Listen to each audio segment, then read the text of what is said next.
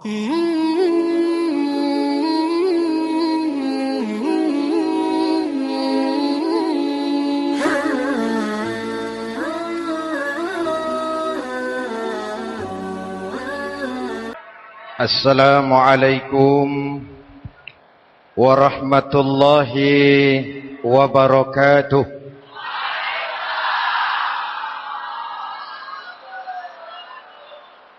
Alhamdulillahi rabbil alamin. Wassalatu wassalamu ala asyrafil mursalin Sayyidina wa maulana Muhammadin wa ala alihi wa sahbihi ajma'in, amma ba'du. Saudara-saudara kaum muslimin yang berbahagia, hadirin, kesempatan malam ini saya ingin cerita akhirat saja. Sudah pernah ke akhirat belum? Mau? Kalau mau saya daftar, besok berangkat. Salah satu rukun iman yang 6, percaya kepada adanya akhirat. Satu saat alam ini akan hancur sehancur-hancurnya. Bumi, gempa, gunung, meletus, air laut tumpah ke darat. Planet-planet bertabrakan, halilintar menyambar, angin topan bertiup. Semua yang bernama hidup, mati, itu kiamat. Lalu kita akan dibangkitkan di padang mahsyar, dibangkitkan dari kubur kita masing-masing.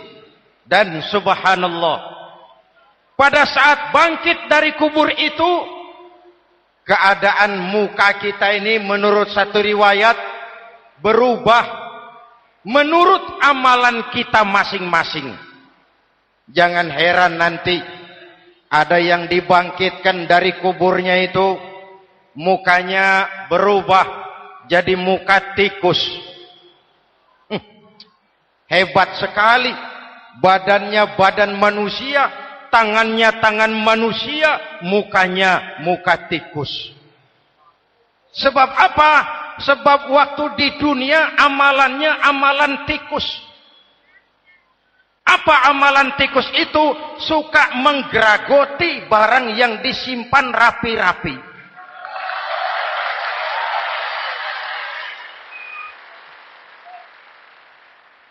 Itu nanti koruptor-koruptor yang menggeragoti uang rakyat. Itu nanti bangkit mukanya muka tikus. Na'udzu. Saudara lihat, oh ini yang geragoti uang rakyat, mukanya muka tikus. Ada lagi yang bangkit dari kubur, mukanya itu berubah jadi muka harimau. Kenapa? Waktu di dunia amalannya amalan harimau. Apa harimau itu? Mau menang sendiri, keras kepala, kupeh. Di mana ada hutan, rajanya pasti harimau. Padahal hutan belum pernah bikin pemilihan umum. Betul? Tapi harimau tidak peduli. Ada pemilihan umum atau tidak, saya raja hutan. Setelah naik jadi raja di hutan, harimau bukan melindungi rakyatnya, malah makanin rakyatnya.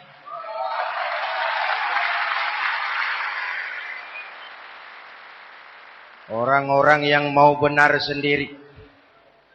Ada lagi yang bangkit dari kubur gagah, mukanya muka ketek. Sebab apa? Waktu di dunia amalannya amalan ketek. Apa ketek itu? Rakus, serakah, tamak. Coba, ketek itu kasih pisang, dimakan. Berikan lagi, pegang. Berikan lagi, kakinya yang megang. Temannya diberikan, masih dirampas juga. Ketek.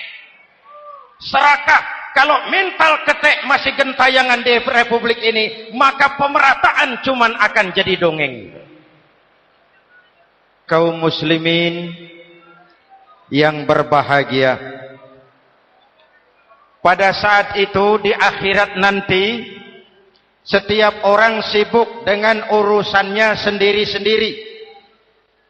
Boleh jadi setiap kita lalu akan dimintakan pertanggungjawaban jawab. Boleh jadi orang tua tidak sempat lagi mengingat anaknya. Saudara tidak lagi sempat memikirkan saudaranya. Tiap orang akan dimintakan pertanggungjawaban jawab. Dalam kondisi seperti itu, Rasulullah mengajarkan sab'atun yudhilluhumullahu yawma la dhilla illa zilluh. Ada 7 golongan manusia yang di akhirat nanti akan langsung mendapat perlindungan dari Allah Subhanahu wa taala. Orang lain sibuk, dia tenang. Orang lain resah dan gelisah, dia ayem. Kenapa? Mendapat perlindungan dari Allah. Sebab ketika di dunia ia memberikan perlindungan kepada orang banyak. Siapa mereka? Mudah-mudahan kita termasuk salah satu di dalamnya. Mencari perlindungan Allah lebih-lebih dalam situasi sekarang ini. Pertama, imamun adil yang akan mendapat perlindungan langsung dari Allah adalah pemimpin yang adil. Sebab apa? Pemimpin yang adil melindungi banyak rakyat, maka pantas di akhirat dilindungi oleh Allah Subhanahu. Kita ini kan zon politikan. Kita ini makhluk yang tidak mungkin hidup sendiri-sendiri. Untuk melaksanakan hajat bersama, kita memerlukan pemimpin. Memilih pemimpin itu tidak sulit. Dalam fikih, ketika sholat, itu dijelaskan bagaimana cara memilih imam. Siapa yang diangkat jadi imam? Pertama, a'lamuhum. Orang yang paling alim di kampungmu siapa? Angkat jadi imam. Yang paling alim, paling menguasai persoalan sehingga bisa membawa bangsa keluar dari kesulitan. Pemimpin yang bisa menyelesaikan masalah, bukan yang menimbulkan masalah.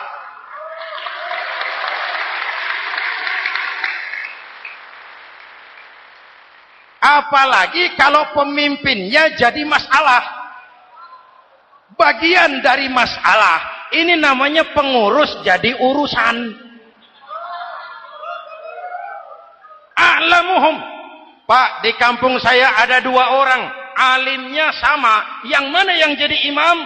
Afsahuhum, yang lebih fasih lidahnya, yang paling pandai menyuarakan aspirasi rakyatnya, punya sense of crisis. Yang satu alim tapi pelo.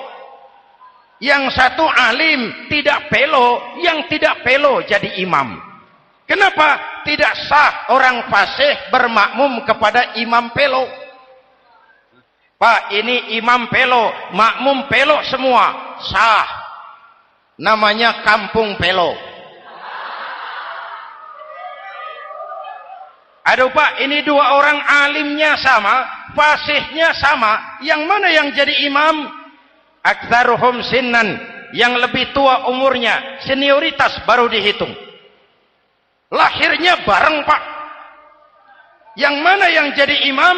Awaluhum hijratan, yang lebih dulu tinggal di situ, yang punya semangat nasionalisme yang tinggi, yang cinta kepada bangsa dan rakyatnya. Sudah ada imam, sudah, ayo azan. Apa azan itu? Proklamasi. Salat mau dimulai. Sudah azan? Sudah. Qobliyah 2 rakaat. Qobliyah. Apa qobliyah itu? Dulu ada namanya Panitia Persiapan Kemerdekaan Indonesia. Qobliyah. Sudah qobliyah? Sudah. Luruskan shaf. Atur barisan yang lurus. Rapatkan barisan. Apa ini? Bentuk pemerintahan yang kompak, bersih, berwibawa. Jangan sesama elit saling tawuran.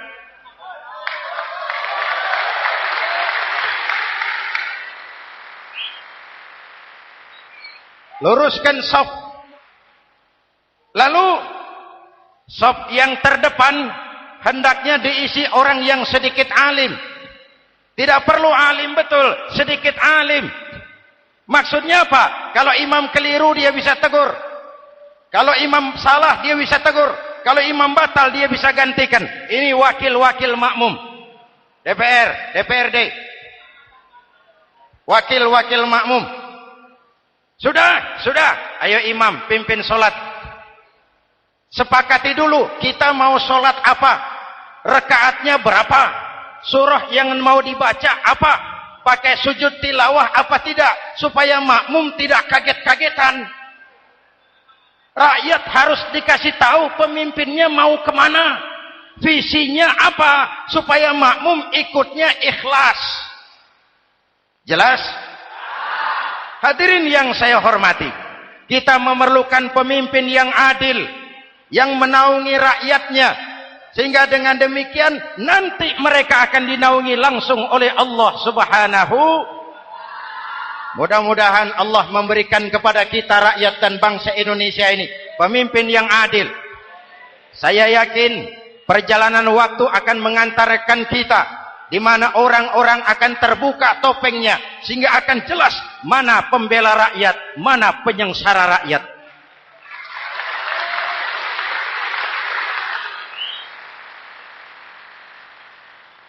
Lalu sebenarnya tiap kita ini kan pemimpin.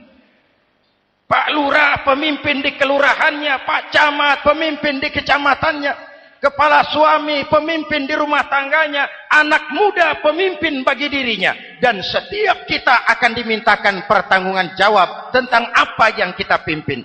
Marilah setiap kita berusaha menjadi pemimpin yang adil. Satu. Yang kedua, syab nasya'a fi ibadatillah. Anak muda yang tekun beribadah kepada Allah. Amin. Remaja adalah masa depan kita semua. Akan bagaimana Republik Indonesia, bahkan akan bagaimana Islam di Republik Indonesia 20, 30, 40 tahun yang akan datang, anak-anak kita jawabannya. Jelas?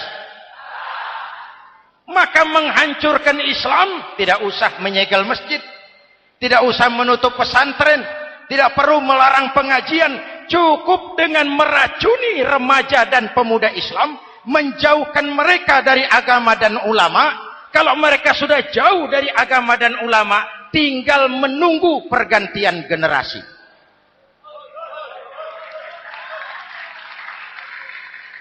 Maaf, kalau yang sudah 60 tahun ke atas, itu saya anggap angkatan selamat.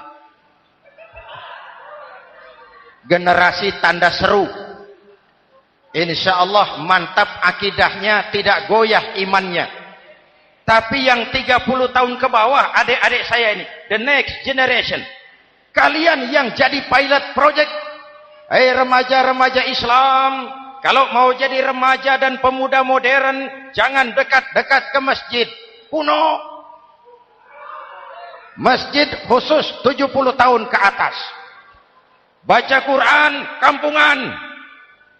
Ngaji urusan akhirat. Seiring dengan itu, modernisasi diartikan dengan westernisasi. Kau tidak bisa jadi pemuda modern kalau semua yang datang dari barat belum kau telan mentah-mentah.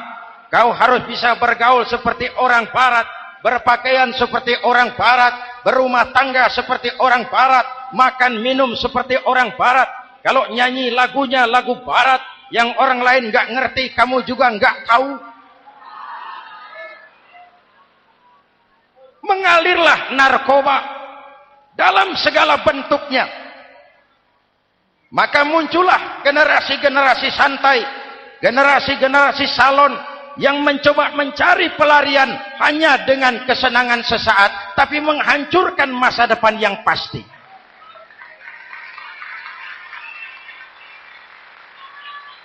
Maka mengalirlah free love, free sex, Samenleben, hidup bersama di luar nikah alias kumpul.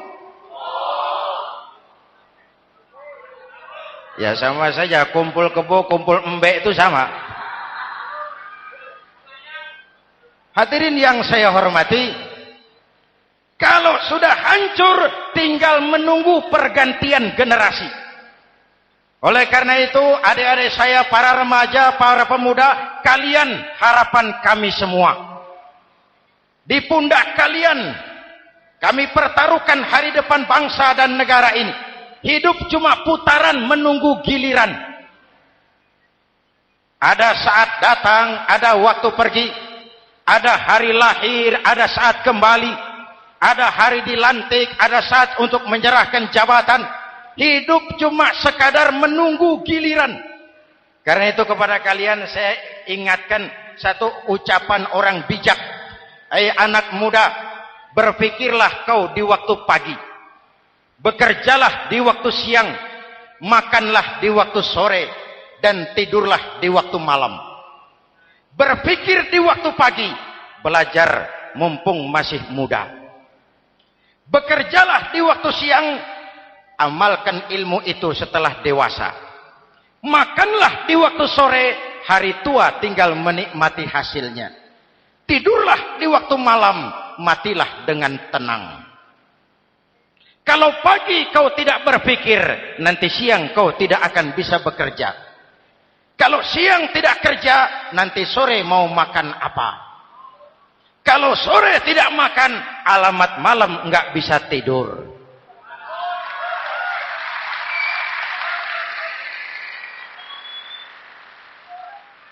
Kalau waktu remaja, waktu muda maunya santai-santai saja, dewasanya bingung.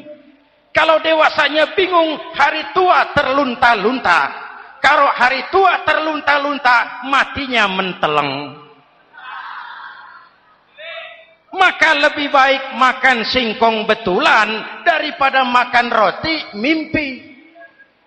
Ayo, makan singkong betulan, makan roti mimpi, lebih bagus mana? Lebih bagus makan roti betulan. Kalau perlu, lebih baik sekolah sambil dagang koran, sekolah sambil parkir mobil, sekolah sambil semir sepatu, daripada petatang peteteng tanpa prospek hari depan yang ada artinya.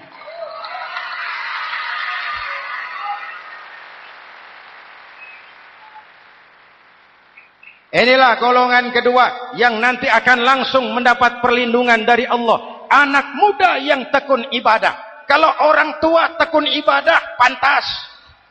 Orang tua rajin ibadah, tidak istimewa. Masya Allah Pak, itu orang tahajudnya hebat, wirid yasinnya mantap, puasanya luar biasa, zikirnya mantap. Umurnya berapa? 70. Wajar. Lalarwi sanjo. Sudah larut senja. Kalau 70 masih jadi preman, kapan taubatnya?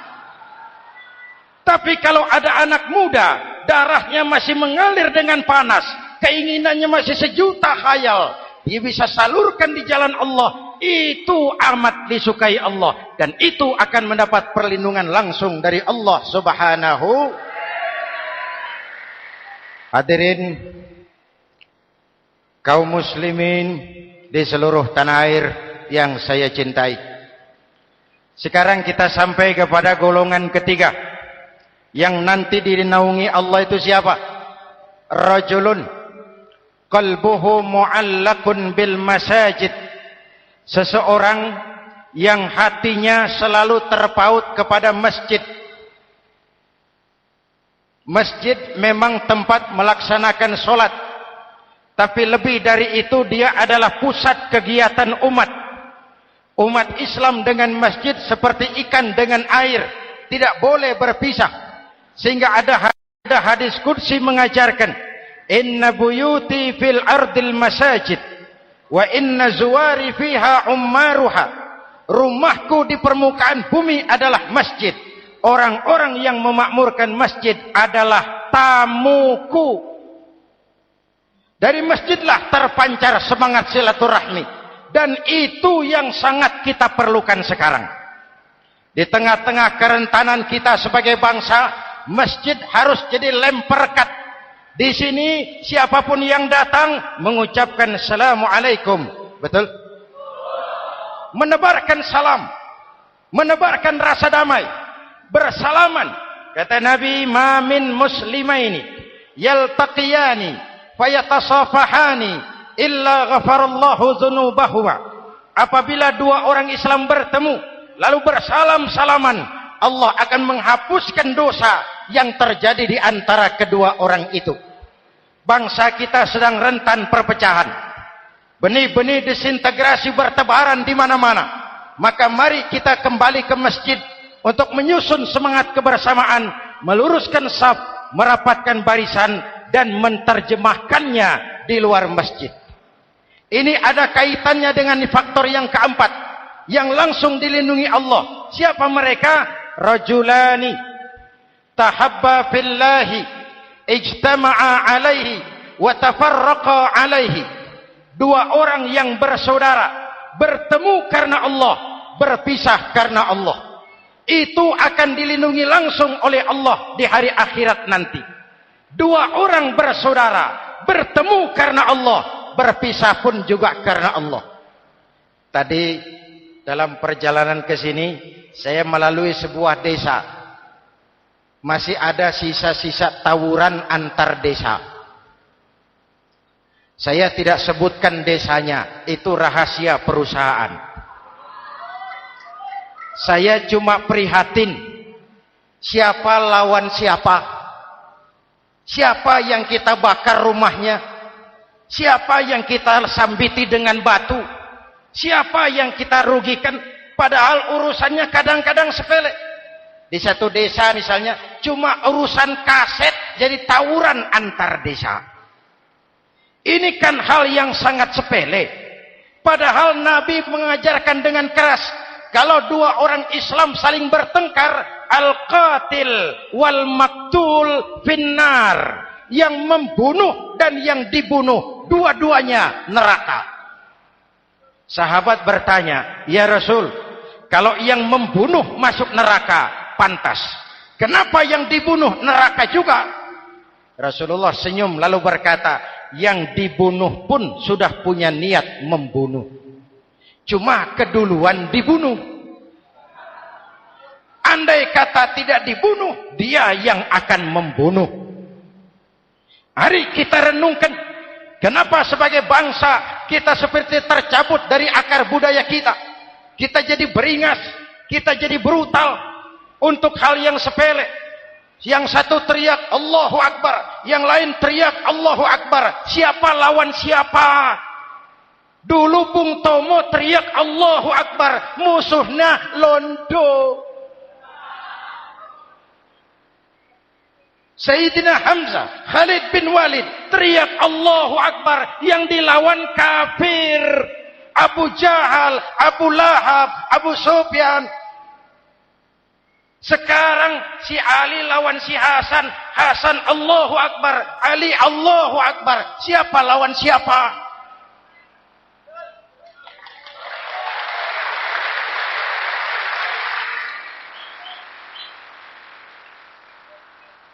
Kenapa kita jadi begitu mudah menggunakan nama Tuhan untuk melampiaskan ambisi pribadi?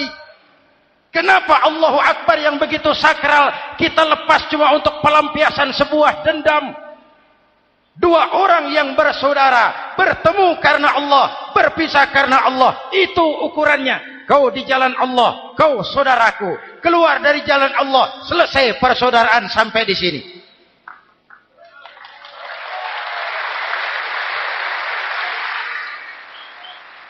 Hadirin, lewat mimbar ini saya kembali menekankan, mari kita pelihara kerukunan. Pertama, rukun antar umat seagama. Sesama muslim harus bersatu. Yuk, kita rukun yuk. Kita kompak yuk. Kita bersatu yuk. Sesama muslim, kaos boleh berbeda, boleh. Jaket boleh tidak sama, silakan. Paham politik boleh berbeda, boleh. Kau lewat sana, saya lewat sini, nanti kita ketemu di sana.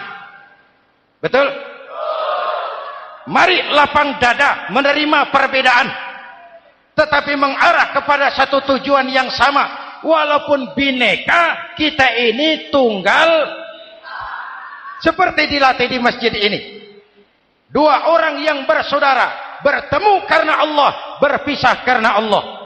Hati-hati, di masyarakat sekarang ini kan lebih banyak tukang kompor daripada tukang lem.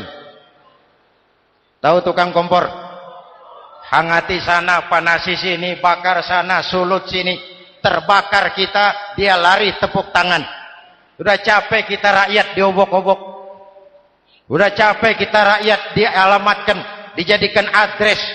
Semua kalau pidato demi rakyat, untuk rakyat, buat rakyat, padahal nggak pernah kenal sama rakyat. Kita cuma jadi alamat. Mari kita kokohkan akar kebersamaan. Kita sama-sama anak Ibu Pertiwi. Di negeri ini kita dilahirkan. Air negeri ini yang kita minum. Udara negeri ini yang kita hirup. Kalian remaja, kalian pemuda, lebih bertanggung jawab karena kalian anak Ibu Pertiwi. Hadirin yang saya hormati, maka tetaplah jaga semangat kebersamaan. Ini yang keempat. Yang kelima, rajulun zakarallaha khalian fafadat ainahu. Seseorang yang mengingat Allah dalam kesunyian, lalu berlinang air matanya. Tengah malam, dikala orang sedang tidur, dia bangun munajat. Gemersik tikar tersentuh tangan, laksana lambaian tangan malaikat maut datang hendak merenggut nyawa. Terbayang dosa yang pernah dia kerjakan, air mata berurai membasahi pipi tanpa terasa. Orang yang munajat semacam itu nanti langsung mendapat perlindungan dari Allah Subhanahu. Saya pernah baca hadis qudsi, merinding bulu kuduk saya mendengar hadis qudsi ini. Terbayang Indonesia saya, Indonesiaku, Indonesiamu, Indonesia kita semua. Apa kata Allah dalam hadis qudsi? Inni la ahammu bi'azabi ibadi. Kadang-kadang aku muak melihat tingkah laku manusia. Aku kepengen turunkan azab. Kalau azab turun di bumi, kita sudah merasakan banjir di mana-mana. Manado banjir, Sumatera Barat banjir, Jambi banjir, Bengkulu, tanah longsor di Purworejo, Cilacap banjir, Sukabumi gempa, Pandeglang gempa, ekonomi terpuruk, antar kampung tawuran, antar elit di atas tawuran.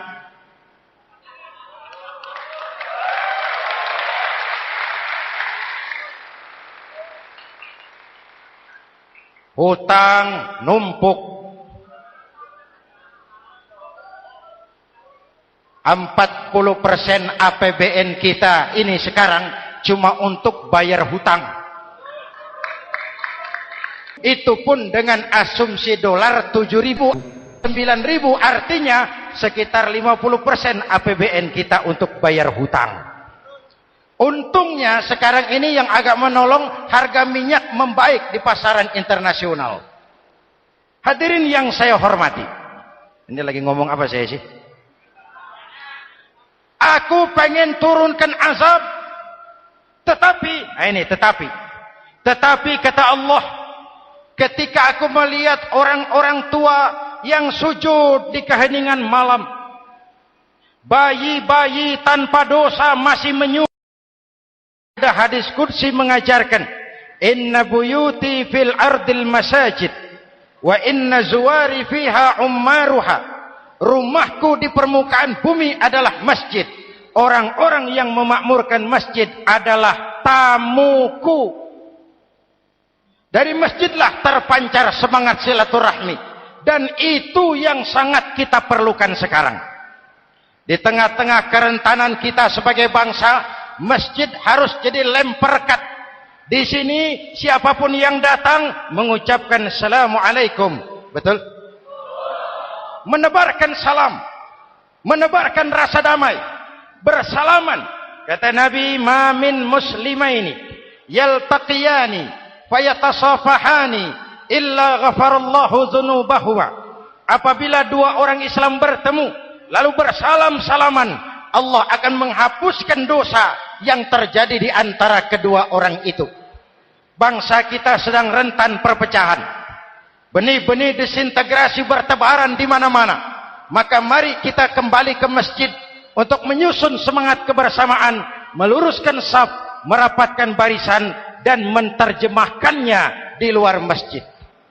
Ini ada kaitannya dengan faktor yang keempat, yang langsung dilindungi Allah. Siapa mereka? Rajulani tahabba fillahi ijtama'a alaihi wa tafarraqa alaihi.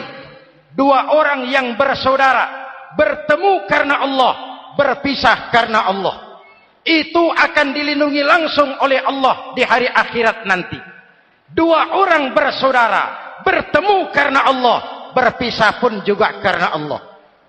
Tadi dalam perjalanan ke sini, saya melalui sebuah desa. Masih ada sisa-sisa tawuran antar desa. Saya tidak sebutkan desanya, itu rahasia perusahaan.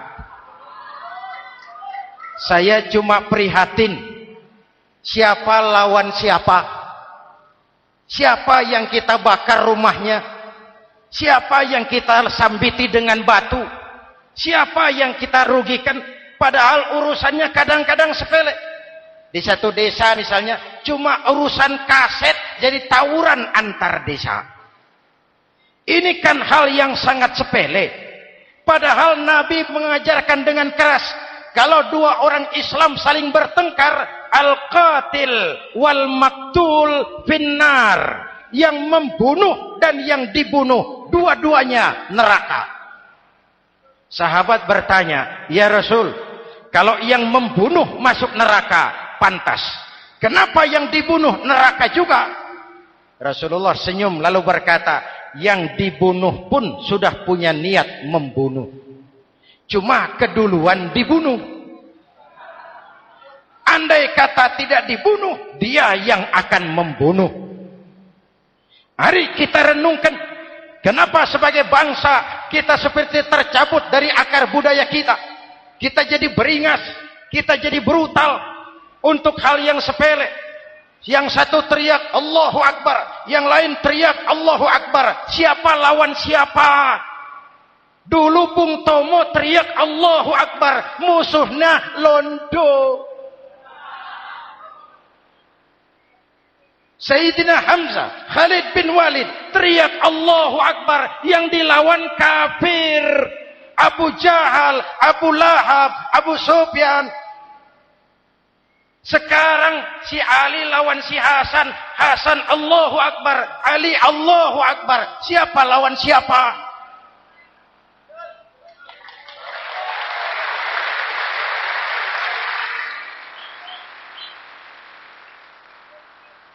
Kenapa kita jadi begitu mudah menggunakan nama Tuhan untuk melampiaskan ambisi pribadi? Kenapa Allahu Akbar yang begitu sakral kita lepas cuma untuk pelampiasan sebuah dendam? Dua orang yang bersaudara, bertemu karena Allah, berpisah karena Allah. Itu ukurannya. Kau di jalan Allah, kau saudaraku. Keluar dari jalan Allah, selesai persaudaraan sampai di sini.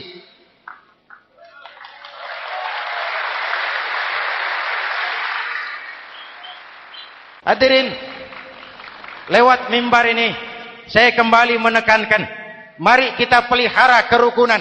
Pertama, rukun antar umat seagama. Sesama muslim harus bersatu. Yuk, kita rukun yuk. Kita kompak yuk. Kita bersatu yuk. Sesama muslim, kaos boleh berbeda, boleh. Jaket boleh tidak sama, silakan. Paham politik boleh berbeda, boleh. Kau lewat sana, saya lewat sini, nanti kita ketemu di sana. Betul? Mari lapang dada menerima perbedaan, tetapi mengarah kepada satu tujuan yang sama. Walaupun bineka, kita ini tunggal. Seperti dilatih di masjid ini. Dua orang yang bersaudara, bertemu karena Allah, berpisah karena Allah. Hati-hati, di masyarakat sekarang ini kan lebih banyak tukang kompor daripada tukang lem. Tahu tukang kompor? Hangati sana, panasi sini, bakar sana, sulut sini. Terbakar kita, dia lari tepuk tangan. Udah capek kita rakyat diobok-obok. Udah capek kita rakyat dialamatkan, dijadikan address. Semua kalau pidato demi rakyat, untuk rakyat, buat rakyat, padahal nggak pernah kenal sama rakyat. Kita cuma jadi alamat. Mari kita kokohkan akar kebersamaan. Kita sama-sama anak Ibu Pertiwi. Di negeri ini kita dilahirkan. Air negeri ini yang kita minum. Udara negeri ini yang kita hirup. Kalian remaja, kalian pemuda, lebih bertanggung jawab karena kalian anak Ibu Pertiwi. Hadirin yang saya hormati, maka tetaplah jaga semangat kebersamaan. Ini yang keempat. Yang kelima, rajulun zakarallaha khalian fafadat ainahu. Seseorang yang mengingat Allah dalam kesunyian lalu berlinang air matanya. Tengah malam, dikala orang sedang tidur, dia bangun munajat. Gemersik tikar tersentuh tangan, laksana lambaian tangan malaikat maut datang hendak merenggut nyawa. Terbayang dosa yang pernah dia kerjakan, air mata berurai membasahi pipi tanpa terasa. Orang yang munajat semacam itu nanti langsung mendapat perlindungan dari Allah Subhanahu. Saya pernah baca hadis qudsi, merinding bulu kuduk saya mendengar hadis qudsi ini. Terbayang Indonesia saya, Indonesiaku, Indonesiamu, Indonesia kita semua. Apa kata Allah dalam hadis qudsi? Inni la ahammu bi'azabi ibadi. Kadang-kadang aku muak melihat tingkah laku manusia. Aku kepengen turunkan azab. Kalau azab turun di bumi, kita sudah merasakan banjir di mana-mana. Manado banjir, Sumatera Barat banjir, Jambi banjir, Bengkulu, tanah longsor di Purworejo, Cilacap banjir, Sukabumi gempa, Pandeglang gempa, ekonomi terpuruk, antar kampung tawuran, antar elit di atas tawuran.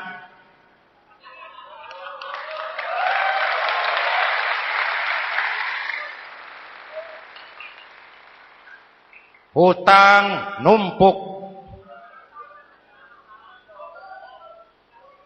40% APBN kita ini sekarang cuma untuk bayar hutang. Itu pun dengan asumsi dolar 7.000, 9.000, artinya sekitar 50% APBN kita untuk bayar hutang. Untungnya sekarang ini yang agak menolong, harga minyak membaik di pasaran internasional. Hadirin yang saya hormati, ini lagi ngomong apa saya sih? Aku pengen turunkan azab, tetapi kata Allah, ketika aku melihat orang-orang tua yang sujud di keheningan malam, bayi-bayi tanpa dosa masih menyusu, binatang ternak melata mencari makan, murkaku surut, azab aku tarik kembali. Ayo renungkan hadis ini. Allah mau marah nggak jadi, azab ditarik, kesulitan diangkat, pertolongan datang, ada yang meredam murka Allah. Allah mau marah nggak jadi. Kenapa? Orang-orang tua yang tengah malam sujud sambil berlinang air mata, itu yang meredam murka Allah. Yang ikhlas menangis kepada Allah, bukan menangis berdasarkan pesanan. Ini kan sekarang apa yang nggak bisa dipesan? Istighosah pesanan, demo pesanan, 10.000 berangkat. Ngerti apa enggak urusan soal lain.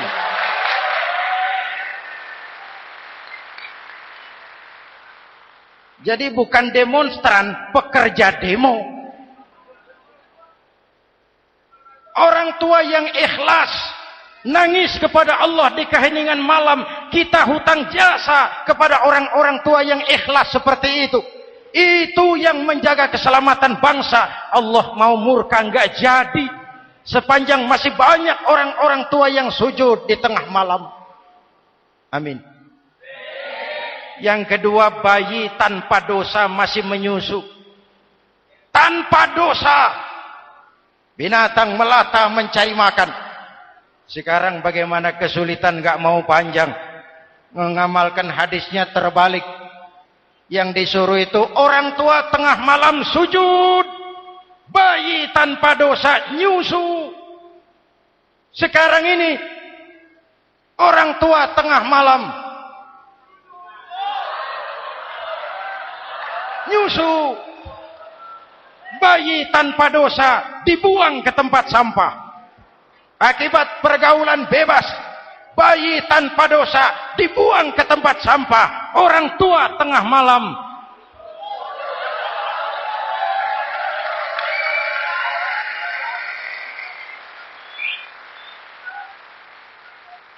hadirin.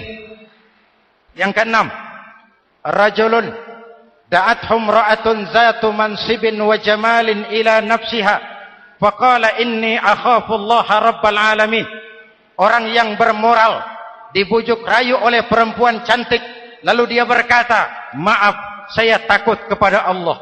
Orang bermoral yang merasakan kehadiran Allah dekat dalam hidup. Umpama waktu puasa, saudara sholat zuhur. Sebelum sholat saudara berwudu.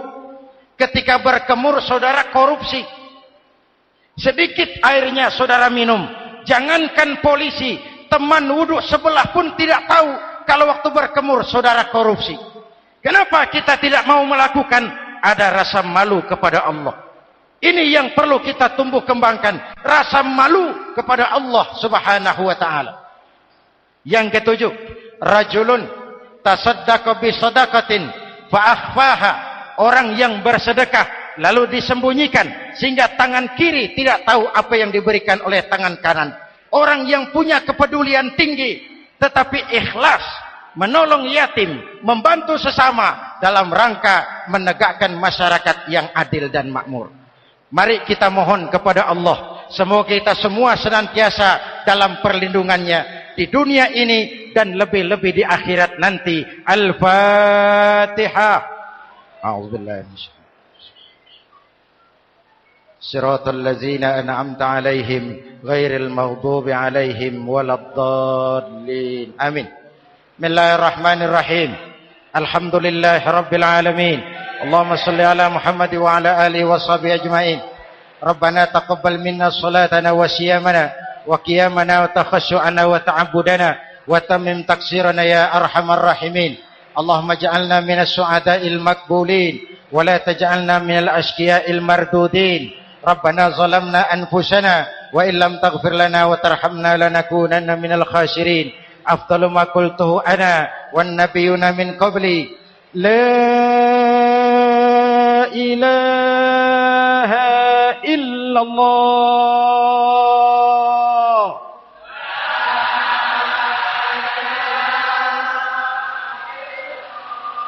La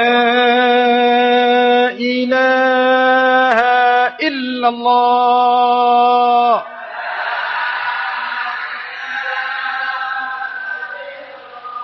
Muhammadur Rasulullah.